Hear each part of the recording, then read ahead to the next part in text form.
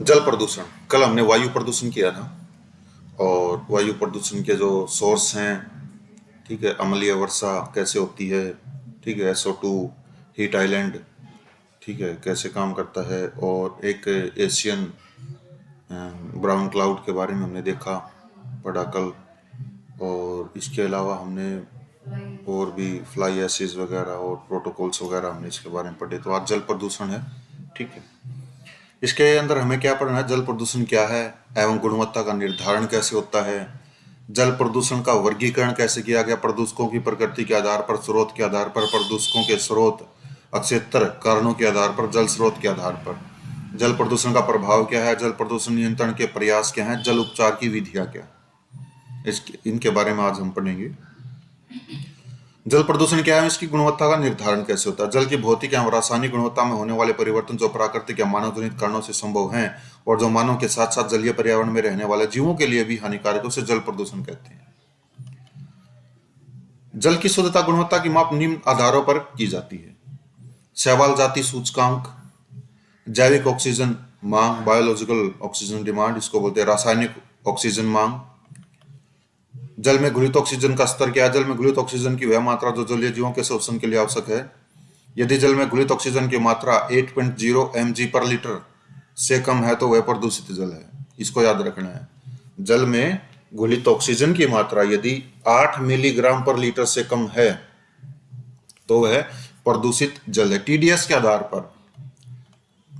आधार पर इसे total dissolve solids in water भी कहते हैं। टीडीएस को क्या कहते हैं? Total dissolve solids in water, ठीक है, भी कहते हैं। विश्व स्वास्थ्य संगठन के अनुसार अगर टीडीएस का स्तर 300 तक है तो वह पीने योग्य जल है। 300 तक है तो एमपीएन के आधार पर इसे मोस्ट प्रोबेबल नंबर कहा जाता है, सर्वाधिक संभाव्य संख्या कहते हैं। इसके द्वारा जल में ई कोलाई बैक्टीरिया की गणना की जाती है। ई कोलाई बैक्टीरिया की गणना, यदि किसी जल में एमपीएन अधिक है तो इसका तात्पर्य है कि उसे मानव मल जल अधिक मिला हुआ है, ठीक है। E coli bacteria most probable number बोलते हैं एमपीएन को। जल प्रदूषण का वर्गीकरण कैसे करते? प्रदूषकों की प्रकृति के आधार पर जैव निम्नीकृत प्रदूषक, जैव अनिम्नीकृत प्रदूषक। जैव निम्नीकृत का मतलब वो जो जीवों के द्वारा उसको बायोडिग्रेड डिग्रेड किया जा सके। अनिम्नीकृत का मतलब जीवों के द्वारा अनिम्नीकृत या डिग्रेड नहीं किया जा सके। मतलब मान लो प्लास्टिक डाल दिया तो प्लास्टिक को तो उसके ऊपर बैक्टीरिया का कोई भी इफेक्ट नहीं पड़ेगा, प्लास्टिक तो पड़ा ही रहेगा। लेकिन कुछ ऐसे कागज डाल दिया, कागज अगर पानी में चला गया तो बैक्टीरिया उसको धीरे धीरे क्या कर देंगे, खत्म कर देंगे, ठीक है। तो ये होता है जैव निम्नीकृत प्रदूषक। कैसे होता है? ऐसा कोई भी जलीय प्रदूषक जो जलीय सूक्ष्म जीवों के द्वारा जल्दी समाप्त कर दिया जाता है उसे जैव निम्नीकृत प्रदूषक कहते हैं, जैसे कागज, पेपर, वनस्पति, जैविक पदार्थ एक्सेट्रा। जैव अनिम्नीकृत प्रदूषक कौन से? ऐसा कोई भी जलीय प्रदूषक जो जलीय सूक्ष्म जीवों के द्वारा जल्दी समाप्त नहीं किया जा सकता उसे जैव अनिम्नीकृत प्रदूषक कहते हैं, जैसे प्लास्टिक सामग्री, डीडीटी, भारी धातुएं एक्सेट्रा। स्रोत के आधार पर बिंदु स्रोत प्रदूषक, अबिंदु स्रोत प्रदूषक। बिंदु स्रोत प्रदूषक वो स्रोत प्रदूषक जिसे हमें ये पता हो कि किस बिंदु से प्रदूषक आ रहे हैं। अबिंदु स्रोत प्रदूषक वो स्रोत प्रदूषक जिसका हमें पता ही नहीं चले कहां से आ रहा प्रदूषक। बिंदु स्रोत प्रदूषक जिस प्रदूषणकारी तत्व के स्रोत निर्धारित किए जा सकते हैं वे जल में कहां से आ रहे हैं उसे बिंदु स्रोत प्रदूषक कहते हैं, जैसे घरेलू प्रदूषक, औद्योगिक प्रदूषक, नगरीय प्रदूषक, कृषि प्रदूषक। पता नहीं चलेगा इसका भी, ठीक है, ये काट रखा मैंने।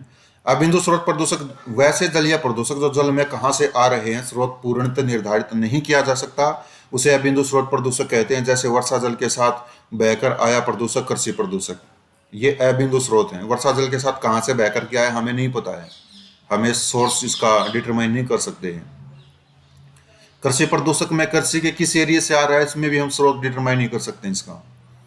अक्षेत्र या कारणों के आधार पर प्राकृतिक कारण या मानवीय कारण, दो कारणों से जल प्रदूषण।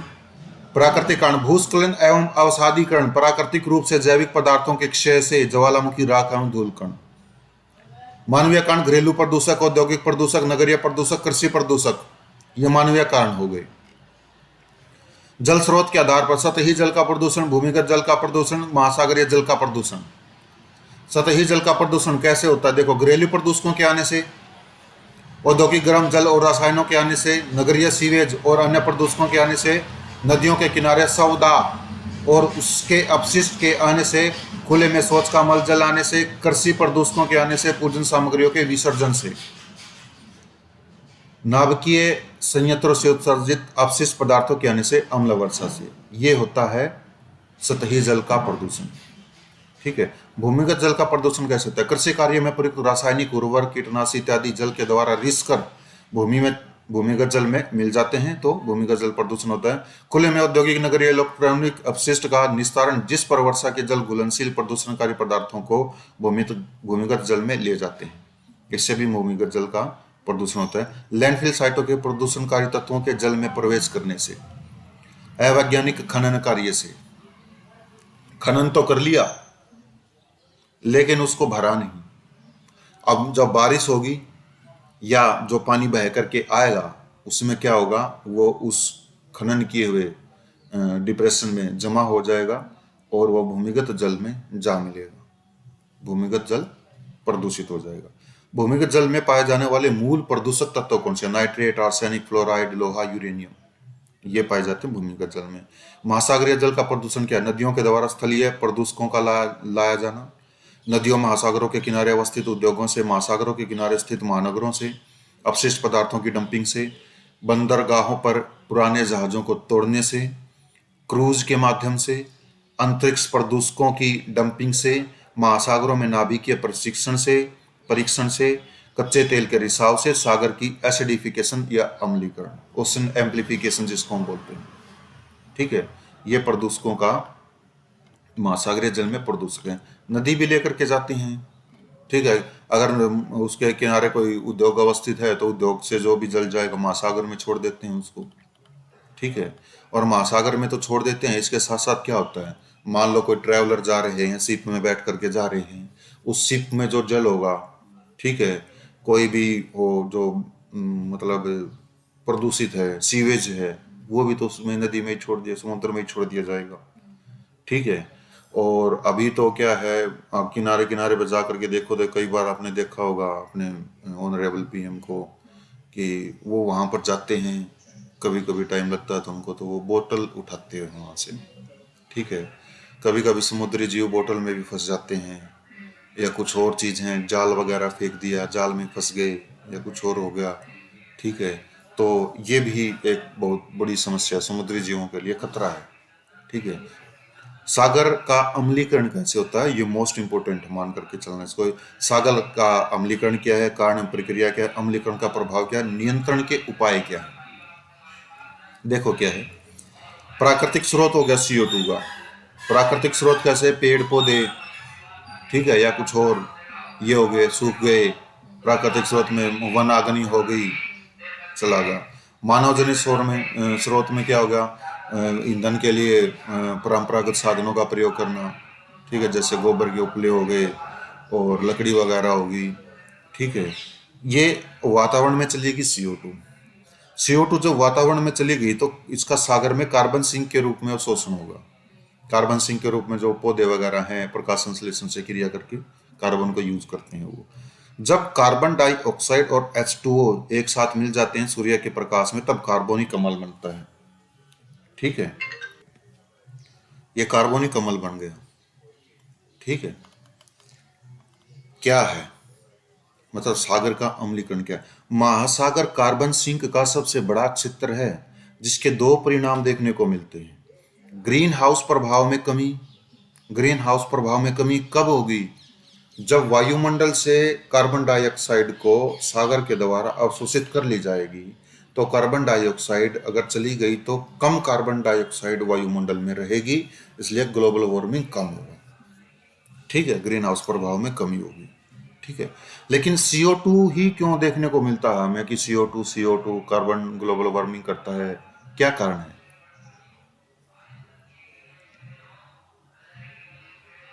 CO2 एक ऐसी गैस है जो सोलर रेडिएशंस आ रही हैं, सोलर रेज जो आ रही हैं, उनके लिए तो ट्रांसपेरेंट है, वो तो CO2 गैस में से घुस करके नीचे आ जाती हैं। लेकिन यहाँ से जो रेडिएशन छोड़ी जा रही है ना, वो ओपेक नहीं है, वो नीचे ही कर देता है। CO2 हीट को कैप्चर करती है। जैसे हम सर्दियों में किसी भी बस में बैठे हों, किसी भी व्हीकल में बैठे हों, बाहर जा रहे हों, तो हम सांस के द्वारा जो CO2 छोड़ रहे होते हैं, तो वो जो CO2 है वो बाहर से आने वाली सोलर रेडिएशन को कैप्चर कर लेती है।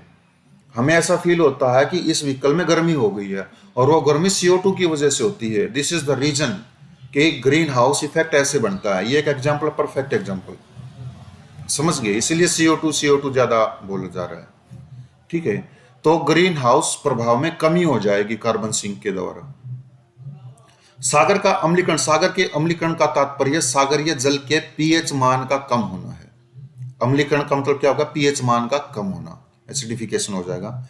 सागरीय जल का पीएच मान 7 से अधिक होता है, अर्थात प्रकृति में यह क्षारीय होता है। 7 से अधिक हो गया। औद्योगिक क्रांति के समय सागरीय जल का पीएच मान 8.17 था, जो वर्तमान में घटकर 8.03 हो गया। पीएच मान के इस प्रकार के घटने की प्रक्रिया को ही सागर का अम्लीकरण कहते हैं, जो महासागर और मानव दोनों के लिए हानिकारक है। अम्लीकरण का कारण क्या है? अम्ल वर्षा के प्रभाव से अम्लीकरण हो गया। ठीक है, क्योंकि अम्ल वर्षा कैसे होगी? SO2 जो साधनों से निकल रहा है वायुमंडल में चला गया, SO2 के साथ क्रिया करके H2O क्या करेगा? फिर वो अम्लीकरण वर्षा करेगा। प्राकृतिक कार्बन सिंक के रूप में जब सागरीय प्रकाश संश्लेषी जीव, शैवाल, फाइटोप्लैंक्टन ऐसे प्रकाश संश्लेषण की क्रिया में वायुमंडलीय CO2 को महासागर में ले जाते हैं, जिससे कार्बोनिक अम्ल का निर्माण होता है, जिसके कारण महासागरीय जल के पीएच मान में कमी आ रही है। समझ गए? ये क्रिया समझ गए? CO2 + H2। ये CO2 कहां से आई? एटमॉस्फेयर से आई। ठीक है, और प्रकाश संश्लेषण के माध्यम से जो समुद्री जो जीव हैं, जैसे शैवाल, फाइटोप्लैंक्टन, जो फोटोसिंथेसिस करते हैं, उनके द्वारा इस क्रिया को जन्म दिया जाता है फिर। और ये कार्बोनिक अम्ल है। कार्बोनिक अम्ल की वजह से ही ओशियनिफिकेशन हो रहा है। प्रभाव क्या है इसके? सकारात्मक प्रभाव, यह हरित गृह प्रभाव को कम और नियंत्रित करता है।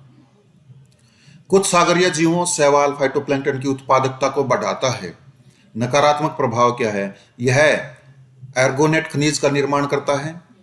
सागर के अम्लीकरण की प्रक्रिया में एर्गोनेट का निर्माण होता है, एर्गोनेट का, जिसमें कैल्शियम कार्बोनेट खर्च हो जाता है। इसलिए अम्लीकरण की प्रक्रिया महासागर के उन जीवों के लिए विनाशकारी साबित हो रही है जो कैल्सीफाइंग रीफ बनाने वाले हैं। कैल्सीफाइंग हैं, जैसे सीप, घोंगा, मोलस्क, प्रवाल। ये कैल्शियम को यूज करते हैं, लेकिन कैल्शियम कार्बोनेट तो यूज हो गया। यूज किस में हो गया? एर्गोनेट खनिज का निर्माण करने में वो हो गया। तो अब इनको कैल्शियम कहां से मिलेगा? कैल्शियम तो रहा ही नहीं। तो ये क्या होंगे? ये धीरे धीरे खत्म होने लग जाएंगे। जो रीफ है, जो कोरल्स हैं, वो भी धीरे धीरे क्या हो जाएंगे? खत्म हो जाएंगे। नकारात्मक प्रभाव है। जैविक कार्बन पंपिंग में वृद्धि, इसका तात्पर्य प्रकाश संश्लेषण की क्रिया द्वारा महासागर में अधिक CO2 का प्रवेश करना है। मानव पर प्रभाव या अन्य प्रभाव क्या? सागरीय जैव विविधता विनाश होगा। सागर में जितनी भी जैविक विविधता है, अलग अलग प्रकार की मछलियां हैं, ऑक्टोपस है, ठीक है, और ये क्या है? ये खत्म होते चले जाएंगे, बहुत कम देखने को मिलेंगे। तटीय पर्यटन एवं प्राकृतिक सुंदरता की समाप्ति होगी। तटीय पर्यटन की प्राकृतिक सुंदरता की समाप्ति कैसे होगी? क्योंकि जो भी वेस्ट मटेरियल उसके अंदर समुद्र में डाला जाता है, वो लहरों के साथ तट पर ही आकर के जमा हो जाएगा। फलस्वरूप तटीय पर्यटन कम हो जाएगा या विनाश हो जाएगा, उसका प्राकृतिक सुंदरता भी खत्म हो जाएगी। सागरीय जैविक संसाधनों की कमी होगी। सागरीय जैविक संसाधनों का मतलब ये है, सागर से जो भी हमें संसाधन प्राप्त हो रहे हैं। संसाधन क्या है? Anything that meets our demand, जो हमारी आवश्यकता की पूर्ति करता है, वो क्या है? वो संसाधन है। सागर से हमें पीने योग्य जल भी तो मिलता है, सागर से मछली भी मिलते हैं, बहुत से मछुआरे हैं, उन्हीं के ऊपर डिपेंड करते हैं, और भी बहुत सी चीजें हैं। पॉली मेटालिक नोड्यूल्स भी सागर से ही मिलते हैं, ठीक है, लेकिन वो एक अलग मैटर है। जैविक संसाधनों की कमी होगी, वो जैविक संसाधन नहीं होगी। तटीय पर्यटन की कमी से बेरोजगारी एवं राष्ट्रीय अर्थव्यवस्था को नुकसान है, ठीक है, और बेरोजगारी बढ़ेगी, अर्थव्यवस्था को नुकसान होगा। भारत ने न तो लंदन डंपिंग कन्वेंशन और न ही लंदन प्रोटोकॉल पर हस्ताक्षर किए हैं, याद रखना इस बात को, ठीक है। सागरीय अम्लीकरण और प्रदूषण नियंत्रण के उपाय, एक बार देखते हैं कि लंदन डंपिंग कन्वेंशन क्या है। ये 1972 में आया था। इसमें डंपिंग को परिभाषित किया गया है जहाजों, विमानों, प्लेटफॉर्मों और अन्य मानव निर्मित संरचनाओं से अपशिष्ट या अन्य पदार्थों को समुद्र में जानबूझकर फेंकना बताया गया है। जानबूझकर फेंकना। 1996 का लंदन प्रोटोकॉल इस कन्वेंशन में एक संशोधन है। ठीक है, ना तो लंदन डंपिंग कन्वेंशन को और ना ही लंदन प्रोटोकॉल को, जो इसमें संशोधन किया गया था, भारत ने हस्ताक्षर नहीं किए। सागरीय अम्लीकरण और प्रदूषण के नियंत्रण के उपाय। जीवाश्म ईंधनों के दहन को कम करना। जीवाश्म ईंधनों के दहन को कम करने से कैसे समुद्र का जो अम्लीकरण है वो कम होगा, बताना। इसका तो ईंधनों को दहन को कम करना तो मोस्ट इंपोर्टेंट है, न केवल सागर के लिए, एटमॉस्फेयर के लिए भी, और चीजों के लिए भी, ग्रीन हाउस इफेक्ट के लिए भी। जीवाश्म ईंधनों का दहन कर दिया, CO2 चली गई, ठीक है, एरोसोल्स चले गए। एरोसोल्स क्या करेंगे, एल्बिडो वैल्यू बढ़ा देंगे, वो शीतलन हो जाएगा, ठीक है, ग्रीन हाउस। और वो एरोसोल चले गए, कार्बन डाइऑक्साइड चली गई, कार्बन डाइऑक्साइड चली गई तो H2O के साथ कार्बोनिक अम्ल ओशन एसिडिफिकेशन। ठीक है। नवीकरणीय ऊर्जा स्रोतों को बढ़ावा देना, जैसे CNG, ठीक है, hydrogen fuel. CNG eco friendly बताई गई है, हाइड्रोजन फ्यूल भी इको फ्रेंडली बताई गई है। जब हाइड्रोजन फ्यूल को हम वो करते हैं, हाइड्रोजन फ्यूल जब वो छोड़ेगा अपना गैस वगैरह कुछ भी हो, H2, हाइड्रोजन तो वही है, हाइड्रोजन गैस जिसको बोलते हैं, जो H2 है ऑक्सीजन के साथ क्रिया करके वो क्या करेगा, प्रदूषण के रूप में, मतलब जो धुआं छोड़ते हैं, धुएं की जगह वो क्या छोड़ेगा, पानी। ठीक है, तो इसलिए हाइड्रोजन फ्यूल को क्या बताया गया है, एक इको फ्रेंडली बताया गया है। और हाइड्रोजन फ्यूल को हम कैसे करेंगे अलग, इसका भी साइंस में एक्सपेरिमेंट होता है। ठीक है, बैटरी ले ली, बैटरी के दोनों तार हैं, पानी में छोड़ दो, आपको ये लगेगा कि वो पानी जो हाइड्रोजन को अलग कर देगा, ऑक्सीजन को अलग कर देगा, हाइड्रोजन के जितने भी अणु होंगे वो नेगेटिव पर या नेगेटिव पर वो जमा होते चले जाएंगे, हमें पता चल जाएगा कि ये हाइड्रोजन है। ठीक है।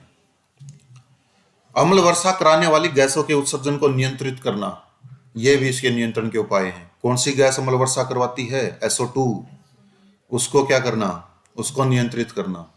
SO2 कैसे, इस SO2 को नियंत्रित करने के लिए हमने क्या किया हुआ है, हमने भारत मानक को अपनाया हुआ है।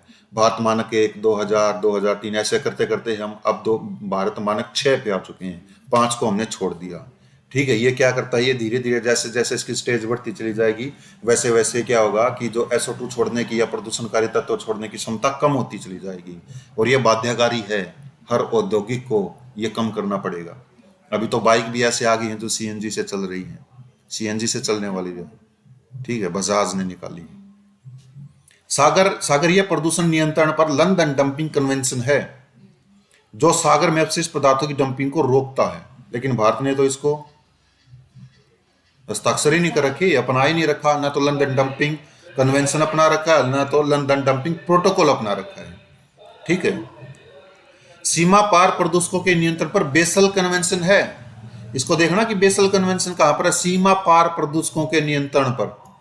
वो प्रदूषक जो सीमा पार से हमारे एरिया में आ रहे हैं, ठीक है, मान लो हमने कुछ खरीद लिया और उससे हमें कुछ ऐसा मिल गया जो प्रदूषणकारी हो या कुछ हो, बीमारी वगैरह फैला रहे हो, तो उसको एंट्री होने से पहले ही उसको मतलब उसको प्रदूषण से मुक्त किया जाएगा, कुछ भी हो, बैक्टीरिया हो। जल प्रदूषण का प्रभाव क्या है, महासागरीय पर्यावरण पर पड़ने वाले प्रभाव क्या क्या पड़ेंगे इसमें, पर्यटन उद्योग पर पड़ने वाले प्रभाव, बेरोजगारी और अन्य आर्थिक प्रभाव, विभिन्न मानवीय कार्यों के लिए जल संसाधन की कमी, ये प्रभाव है। देखो, मानवीय स्वास्थ्य पर प्रभाव क्या है इसका, यह पीलिया, हैजा, टाइफाइड एवं अतिसार जैसी बीमारियों का कारण बनता है जल प्रदूषण जो है। पारा युक्त जल, मिनीमाता रोग। मिनीमाता एक जगह है जहां पर पारा से बहुत सारे लोग बीमार पड़े थे और उनको जो रोग हुआ था वो उसी जगह के नाम पर रखा गया कि मिनीमाता में हुआ है, तो ये मिनीमाता रोग है, पारे की वजह से हुआ है। समझ गए। नाइट्रेट युक्त जल, ब्लू बेबी सिंड्रोम।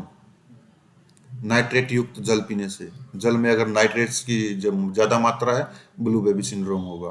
फ्लोराइड युक्त जल तो फ्लोरोसिस होगा, OSIS disease condition. Clear. Arsenic युक्त जल, ब्लैक फुट। एस्बेस्टोस युक्त जल, एस्बेस्टेसिस होगा। शीशा युक्त जल, एनीमिया और सिर दर्द होगा। कैडमियम युक्त जल, इटाई इटाई यकृत एवं फेफड़े का कैंसर होगा।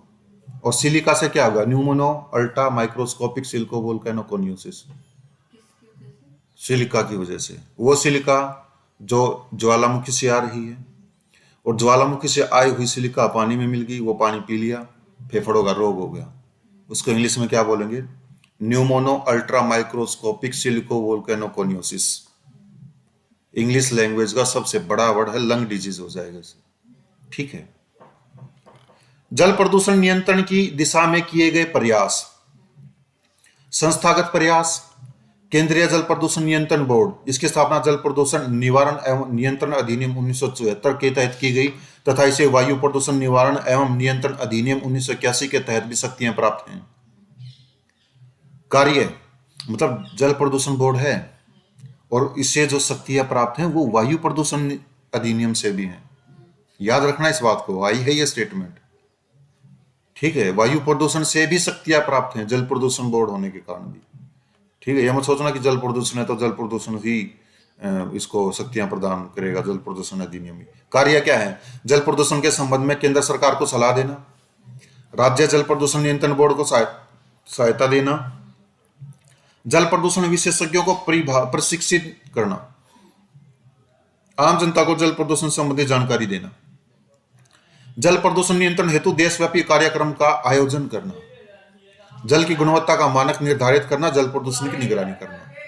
राज्य जल प्रदूषण नियंत्रण बोर्ड जल प्रदूषण के संबंध में राज्य सरकार को सलाह देना, जांच और अनुसंधान कार्य को बढ़ावा देना, जल प्रदूषण का मानक निर्धारित करना और उसे पुनरीक्षित करना, सीवरेज तथा उत्सर्ग उपचार के उचित तरीके ज्ञात करना, हानिकारक उत्सर्ग छोड़ने वाले उद्योगों की जानकारी और उपयुक्त कार्यवाही के लिए सरकार को सुझाव देना। ये इसके राज्य जल प्रदूषण नियंत्रण बोर्ड के काम होंगे। नीतिगत प्रयास क्या किए गए हैं, क्या नीतियां बनाई गई सरकार के द्वारा? जल प्रदूषण नियंत्रण अधिनियम 1974 एवं संशोधन अधिनियम 1985 द्वारा जल के मानवीय उपयोग के लिए गुणवत्ता बनाए रखने पर जोर दिया गया है। पर्यावरण संरक्षण अधिनियम 1986 के तहत केंद्रीय भूमि जल प्राधिकरण को देश में भूमिगत जल स्रोतों के विकास और प्रबंधन के लिए दिशा निर्देश जारी करने की शक्ति दी गई है। राष्ट्रीय जल नीति 2012 के प्रावधानों में नदी मार्गों, जल निकायों का संरक्षण सुनिश्चित करना शामिल है और साथ ही औद्योगिक, नगरीय एटसेट्रा जल को स्वच्छ जल स्रोत तक पहुंचने से रोकना है, कि जो भी सीवरेज आ रहा है उद्योगों से या नगरों से, उसे स्वच्छ जल में जाने से रोका जाए। नदी जल प्रदूषण नियंत्रण कार्यक्रम नीतिगत जो उसमें है, क्या क्या? गंगा एक्शन प्लान 1 1985 से 1986 तक चला, गंगा एक्शन प्लान 2 1993 में चला, यमुना एक्शन प्लान 1993 में चला, राष्ट्रीय नदी संरक्षण योजना 1995 में, नमामि गंगे कार्यक्रम 5 जुलाई 2016 को, गंगा प्रदूषण नियंत्रण कार्यक्रम। गंगा नदी को 2008 में राष्ट्रीय नदी का दर्जा दिया गया है। Ganga action plan, Uttarakhand high court ने यह कहा है कि जो नदियां हैं, नदियां are the blood veins of the earth. ठीक है, ब्लड वेन्स। ठीक है, जैसे नदियां ऐसे ऐसे चलती हैं, हमारे शरीर में भी तो नसें ऐसे ऐसे अलग अलग वो लेती हैं, तो जो नदी है उनको ब्लड वेन्स माना गया है। और ब्लड वेन्स नहीं होंगे तो मर जाएगी धरती। गंगा एक्शन प्लान 1985-86 में क्या था? इसका उद्देश्य जल अवरोधन, डायवर्जन और घरेलू सीवेज के उपचार द्वारा पानी की गुणवत्ता में सुधार करना तथा विषाक्त एवं औद्योगिक रासायनिक कचरे को गंगा में आने से रोकना है। कृषि अफवाह, मानव सोच और अर्ध जले शवों को नदी में फेंकने जैसे गैर बिंदु स्रोतों से प्रदूषण को नियंत्रित करना, मुलायम खोल वाले कछुओं जैसे प्रजातियों का पुनर्वास करना। पुनर्वास करना क्यों करना? कछुओं को गंगा एक्शन प्लान में ही, कछुए हैं प्रदूषणकारी तत्वों को खा लेंगे, वो कागज वगैरह या कुछ और फ्रूट्स वगैरह डाल दिए, टुकड़े बीज खा जाएंगे उनको। गंगा एक्शन प्लान 2 1993 में शुरू हुआ। गंगा नदी और उसकी सहायक नदियों यमुना, गोमती, दामोदर के प्रदूषण को कम करना, गंगा के साथ साथ इसकी सहायक नदियों के प्रदूषण को भी कम करना। आधुनिक सौदा केंद्र की अनुमति से स्थापना करना। ठीक है, अनुमति, केंद्र की अनुमति से आधुनिक सौदा केंद्र। ठीक है, जल शोधन प्लांट की स्थापना करना, गंगा नदी की जैविक विविधता के संरक्षण के लिए अनुसंधान और विकास करना। यमुना एक्शन प्लान 1993 में यमुना में सीवेज जाने से रोकना, औद्योगिक प्रदूषक जाने से रोकना, आधुनिक सौदा केंद्र की स्थापना करना, सार्वजनिक शौचालय की स्थापना करना। राष्ट्रीय नदी संरक्षण योजना 1995, यह वर्ष 1995 में शुरू की गई एक केंद्रीय वित्त पोषित योजना है, मतलब सेंटर फाइनेंस करेगा इसको, जिसका उद्देश्य नदियों में प्रदूषण को रोकना है। मतलब नदियों में प्रदूषण रोकने के लिए जितने भी पैसों की जरूरत होगी केंद्र सरकार उन पैसों को देगी, तो ये केंद्रीय वित्त पोषित योजना है। नदी संरक्षण से जुड़े विभिन्न कार्यक्रम राष्ट्रीय नदी संरक्षण योजना और राष्ट्रीय नदी बेसिन प्राधिकरण के तहत संचालित किए जा रहे हैं। ठीक है, जितने भी कार्यक्रम हो राष्ट्रीय नदी बेसिन प्राधिकरण के तहत।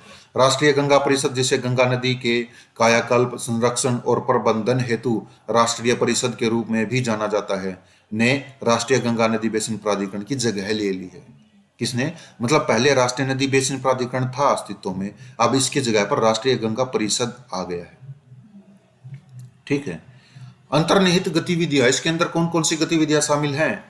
खुले नालों द्वारा नदी में बहने वाले कच्चे मल जल को रोकने तथा शोधन हेतु उसका पथांतर करने के लिए दिशा अवरोधन तथा दिशा परिवर्तन कार्य। समझ गए? पथांतर का मतलब जिस रास्ते से जो औद्योगिक या नागरिक प्रदूषण जो जा रहा है, सीवेज जो जा रहे हैं, पथांतर करना, उसके रास्ते को बदलना, अलग दिशा में लेकर के जाना, उसको स्वच्छ जल स्रोत तक नहीं पहुंचने देना। पथांतरित वाहित मल जल का शोधन करने के लिए मल जल शोधन संयंत्र स्थापित करना। नदी तटों पर खुले में मल त्याग की रोकथाम के लिए अल्प लागत वाले शौचालय स्थापित करना। लकड़ी के प्रयोग को संरक्षित करने के लिए विद्युत सौदागर एवं उन्नत काष्ठ सौदागरों का निर्माण करना तथा शवों का उचित दाह संस्कार सुनिश्चित करना। स्नान घाटों का सुधार जैसे नदी तटाग्र विकास कार्य। जन जागरूकता तथा जन सहभागिता, लोगों को जागरूक करना चाहिए कि इसके क्या बैड इफेक्ट्स हैं, साइड इफेक्ट्स क्या हैं। नदी संरक्षण के क्षेत्र में मानव संसाधन विकास, अक्षमता निर्माण, प्रशिक्षण एवं अनुसंधान देना। नमामि गंगे कार्यक्रम 2014-15 में नमामि गंगे कार्यक्रम की घोषणा की गई। इसकी विधिवत शुरुआत जुलाई 2016 में की गई। उद्देश्य एवं शामिल पहलू कौन कौन से? गंगा की अविरल धारा को बनाए रखना, ऐसे ही बहती रहे, प्रदूषित ना हो। गंगा की आंतरिक परिस्थितियों को बहाल करना, स्वच्छता को बढ़ाना गंगा जल की। गंगा कायाकल्प बेसिन प्राधिकरण कार्यक्रम की शुरुआत, स्वच्छ गंगा कोष की स्थापना करना, गंगा इको फोर्स का गठन करना। गंगा इको फोर्स क्या करेगा? वह फोर्स गंगा में प्रदूषण को जाने से रोकेगा, स्वच्छ जल को बनाए रखेगा। National mission for clean Ganga के माध्यम से योजना का क्रियान्वयन करना। गंगा जैव विविधता संरक्षण केंद्र की स्थापना करना। सीवेज ट्रीटमेंट प्लांट की स्थापना और ठोस कचरे को गंगा में जाने से रोकना। घाटों की मरम्मत एवं शमशान घाटों का आधुनिकीकरण करना। गंगा किनारे पौधारोपण एवं सौंदर्यीकरण।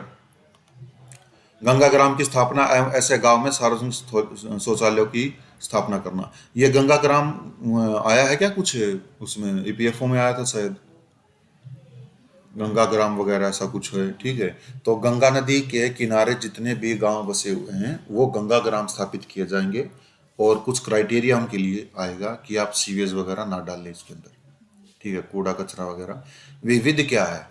श्री नवलावाला की अध्यक्षता में एक विशेष सलाहकार समूह का गठन किया गया। गंगा गाद निकालने पर माधव चितले कमेटी का सुझाव है। मतलब गंगा में जो गाद जमी हुई है नीचे, उसमें माधव चितले कमेटी का गठन किया गया है और जो विशेष सलाहकार समूह श्री नवलावाला की अध्यक्षता में किया गया। गंगा प्रदूषण नियंत्रण कार्यक्रम क्या? Ganga action plan 1, Ganga action plan 2। 2008 में गंगा नदी को राष्ट्रीय नदी का दर्जा दिया गया। 2011 में स्वच्छ गंगा के लिए राष्ट्रीय मिशन की स्थापना की गई। जल मंत्रालय का नाम बदलकर जल संसाधन, नदी विकास और गंगा कल्याण मंत्रालय रखा गया। राष्ट्रीय गंगा नदी बेसिन प्राधिकरण के स्थान पर प्रधानमंत्री की अध्यक्षता में राष्ट्रीय गंगा परिषद की स्थापना। राज्य गंगा समितियों को नोडल एजेंसी के रूप में स्थापित किया गया। जलोपचार की विधियां: जैवोपचार, बायोरिमेडिएशन, राइजोफिल्ट्रेशन, रेडियोधर्मिता से संदूषित जल के उपचार हेतु तकनीक, अपशिष्ट जल उपचार, जैविक विधि से तेल रिसाव उपचार की विधि। जैवोपचार क्या होता है? बायोरिमेडिएशन क्या होता है?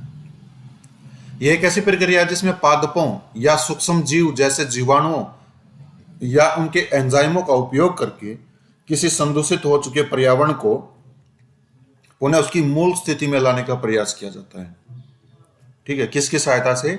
सूक्ष्म जीवों, पादपों या जीवाणुओं या उनके एंजाइमों का उपयोग करके।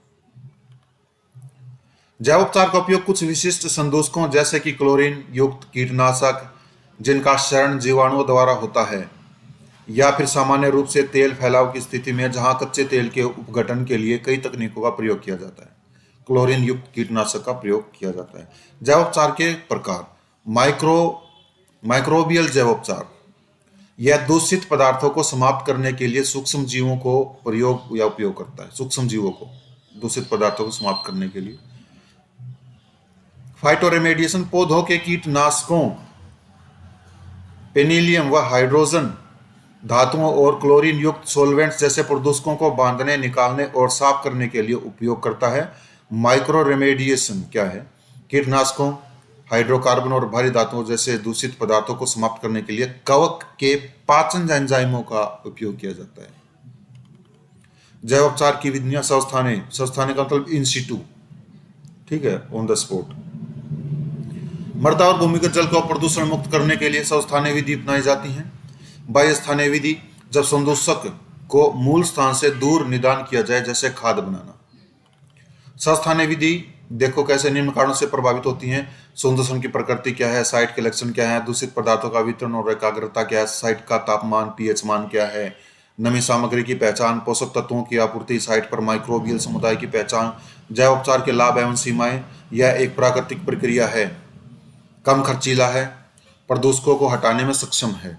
सीमाएं क्या हैं? जैव निम्नीकरण पदार्थों तक सीमित है, समय गहन है, समय ज्यादा लगता है। राइज ऑफ फिल्ट्रेशन क्या है? यह हाइड्रोपोनिक्स आधारित एक ग्रीन टेक्नोलॉजी है। इसमें पादपों द्वारा अपनी जड़ों के माध्यम से अपशिष्ट जल से भारी धातुओं जैसे सीसा, कैडमियम, कोबाल्ट, तांबा, यूरेनियम, आर्सेनिक आदि को अवशोषित, सांद्रण, उत्सर्जन कर उपचार किया जाता है। जड़ों में वो हो जाते हैं प्रदूषक। इसके लिए जलीय और स्थलीय पादपों का इस्तेमाल किया जाता है। पादप की जड़ों का इस्तेमाल जल के फिल्ट्रेशन के लिए किया जाता है। जलीय पादपों में जैसे जलकुंभी, डकवीड और स्थलीय पादपों में तंबाकू, सूरजमुखी, पालक, राई, भारतीय सरसों का उपयोग किया जा सकता है। रेडियोधर्मिता से संदूषित जल उपचार हेतु तकनीक। नंबर 1, वातन। इसमें दूषित जल को वायु के संपर्क में लाकर वाष्पीकरण और जैविकरण को बढ़ावा दिया जाता है। इसे पेयजल से उच्च स्तर के रेडोन को अलग करने के लिए प्रयोग किया जाता है। रेडोन को अलग करने के लिए धातु जो है। प्रतिलोम परासरण का मतलब रिवर्स ऑस्मोसिस, आरओ। इसमें जल को एक अर्धपारगम्य प्रतिलोम परासरण झिल्ली के दबाव के साथ गुजार कर खनिज और आयन को अलग किया जाता है। आरओ में जो फिल्ट्रेशन होता है उसको।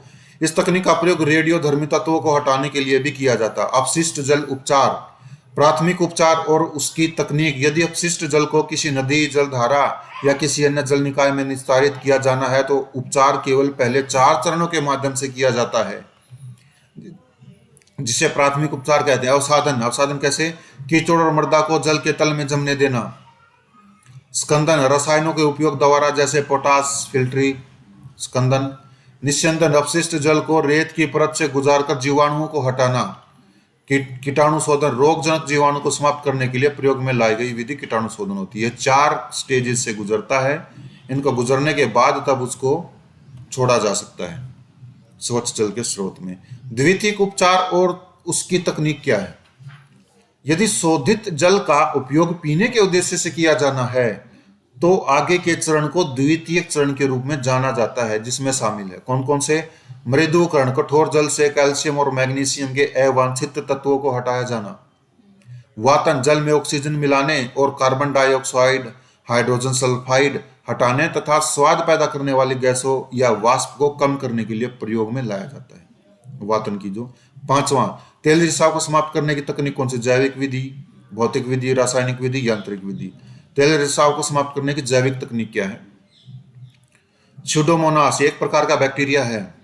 इसकी खोज MM चक्रवर्ती द्वारा की गई थी। इसका प्रयोग तेल प्रदूषण के उपचार हेतु किया जाता है। ऑयल जैपर, यह भी एक प्रकार का बैक्टीरिया जो तेल प्रदूषण को समाप्त करने के लिए प्रयोग किया जाता है। स्यूडोमोनास और ऑयल जैपर याद रखना। भौतिक विधि क्या है?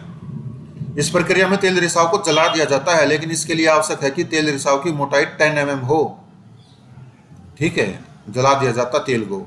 रासायनिक विधि, इस प्रक्रिया में डिटर्जेंट का प्रयोग कर तेल को बुलबुले के माध्यम से वाष्पीकृत किया जाता है, डिटर्जेंट का प्रयोग करके। ठीक है, तेल को बुलबुला बना दिया जाता है। यांत्रिक विधि क्या है? बूम, इस प्रक्रिया में तेल क्षेत्र को एक दीवार से घेर दिया जाता है, बूम की प्रक्रिया में। सोर्बेंट्स, इस विधि में अवशोषण द्वारा तेल को हटाया जाता है, तेल का अवशोषण कर लिया जाता है। स्कीमर, यह एक वैक्यूम क्लीनर के समान होता है, स्कीमर।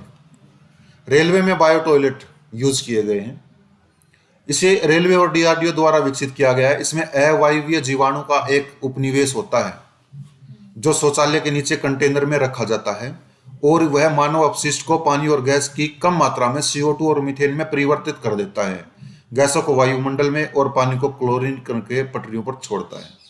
ठीक है, एनी क्वेश्चन? वैश्विक जलवायु परिवर्तन, इसको कल डिस्कस करते हैं।